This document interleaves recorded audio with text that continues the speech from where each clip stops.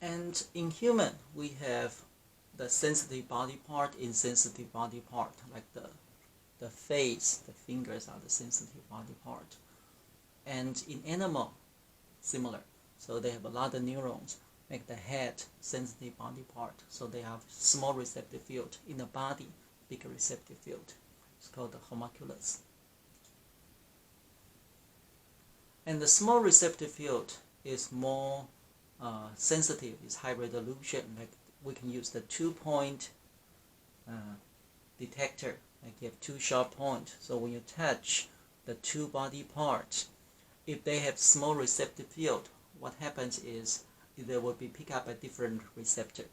So when the different receptor send a signal to your brain, you know, okay, it's different body part being touched. So smaller receptive field represent sensitive, high resolution. But if it's a big receptive field, you touch 2 points, it turns out it's the same receptor. The same receptor send action potential to your brain, and all your brain have is the action potential. Your brain will think, oh, okay, only one receptor generate action potential. So you feel like 1 point being touched. So small receptor field, higher resolution, and big receptor field, lower resolution. And in the sensitive body part in your skin, they will also use a lateral inhibition to increase the sensitivity, higher resolution. And what happens is in the neural network part, so if they don't have the lateral inhibition, you touch the center, you touch the peripheral, what happens is the center will be more activated and the peripheral still being activated a little bit. So when the signal go to the brain without lateral inhibition, it look like this. So you can probably guess, okay, it's the center part being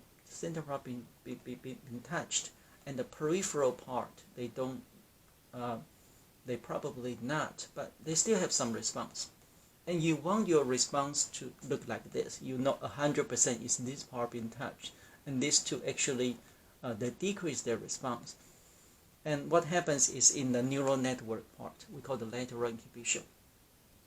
And what happens is the central neuron, it will touch the peripheral neuron, but they release inhibitory neurotransmitter. So it will inhibit these two lateral. So when you touch the center, even though these two peripherals still been activated a little bit, but in the neural processing part, these central neurons, it will activate another one, but it will provide a lateral inhibition. It inhibits these two. So these two neurons, they don't fire. They don't release a neurotransmitter. When you go to the brain found, oh, the central one have a lot of response. These two peripheral are totally quiet. So you look like this. And your brain knows exactly this part is more sensitive. This part is the area pick up the signal, not these two. So that's the lateral inhibition. And it happens in your somatosensory system, in the very sensitive body part. They can use the lateral inhibition and to increase the sensitivity.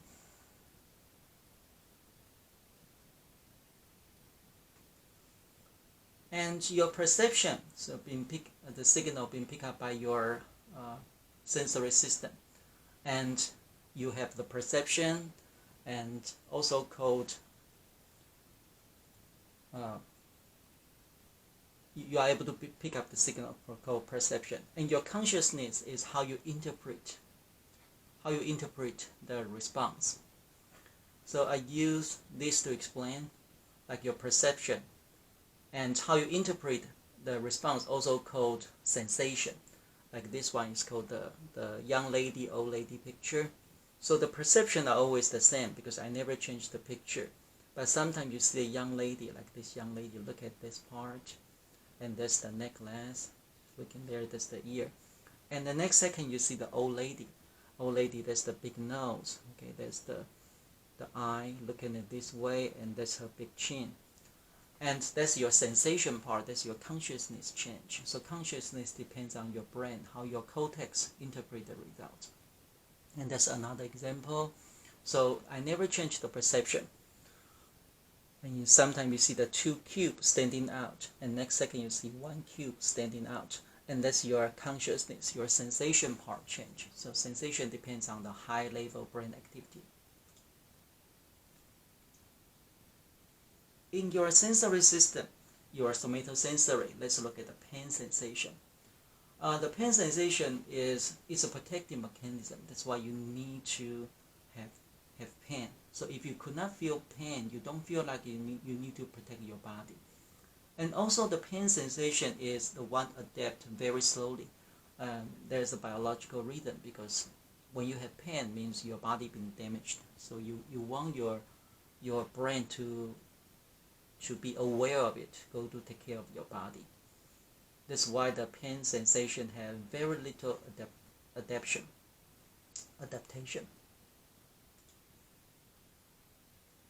I'll leave this to you. And the pain is a very interesting sensation. You can decrease your pain sensation by believe your pain being removed. That's placebo effect. Placebo is you take the pill and the pill have no physiological response, and you believe it works, and it turns out it really works. So we call it placebo. And sometimes your attention, like you ignore it, can affect your pain sensation as well. I'll leave this to you. So it show you this person, he broke his toe during the fighting, and turned out his brain ignored the pain sensation. And when you think about the pain, you feel like, okay, I don't have good memory of pain. It turned out pain is a protective mechanism. So if you could not feel pain, you don't feel like you have to protect your body.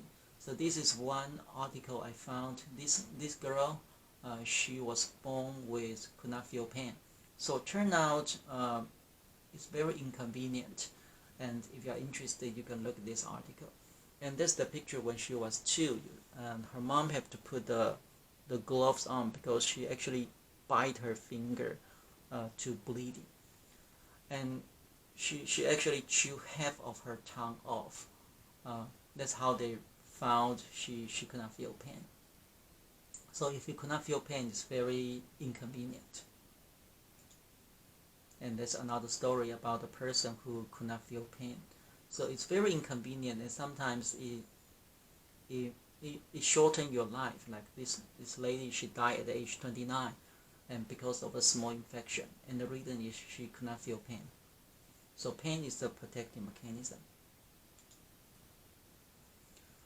And in the pain sensation, there's a phantom pain. Phantom pain is the pain comes from the arm, the leg, and this person don't have anymore. In human history, phantom pain come from the 18th, 19th century. So they have literature talk about person, they lose the arm, and they feel the pain from the arm they don't have anymore. And it turned out those person, they did not been treated well, and people beat them and sometimes kill them because they feel, okay, you don't have the arm anymore and you feel the pain, it must be ghost. So until World War II, after World War II, we have a lot of veterans, and they lose the arm, they lose the leg, and they experience phantom pain. And they start to systematically study it. They found the reason of the phantom pain. So it's never from the physical stimulus, because you don't have the physical stimulus anymore. And the phantom pain comes from the neuronal activity. So that's the somatosensory cortex. The stimulus from the hand usually go to here, right? Used to go to here. So these neurons, they used to receive a lot of input. They generate a lot of action potential. And neurons like to generate action potential. And suddenly this person loses the arm. So these neurons, they don't have input anymore. And the neurons have the neural plasticity. They will connect with other neurons, and their connection, we talk about it, the synapse will reconnect. So when these neurons, they don't have input anymore, they will extend their axon, dendrite out, connect with other neurons. They reform the new synapse. So after they form the new synapse, when they activate the other body part, they send the input to there, and this neuron fire, they connect with this neuron fire. And when this neuron fire, because their job is the hand sensation, so this person feel like the pain comes from the arm, even though he does not have the arm anymore. So that's called the phantom pain. And it tells you your sensation never come from the physical stimulus. Your sensation actually come from your neuronal activity. And your pain receptor all over your body. So you damage your skin and you have those pain receptors. And the temperature, if it's below 42 degrees, is your temperature sensor. But if it's higher than 42 degrees, it's actually your pain sensor will pick up the stimulus. And you have different kind of pain. You have the fast pain, you have the slow pain.